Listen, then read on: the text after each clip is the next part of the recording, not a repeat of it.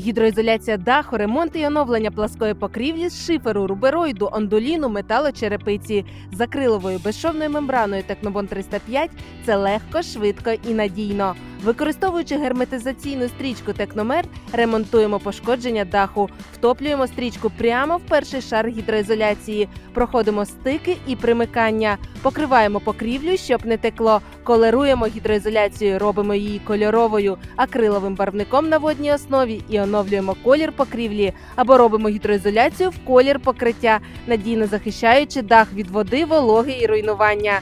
Замовити гідроізоляцію для покрівлі акрилову супереластичну мастику Техномер можна на сайті technosell.in.ua і за номером телефону.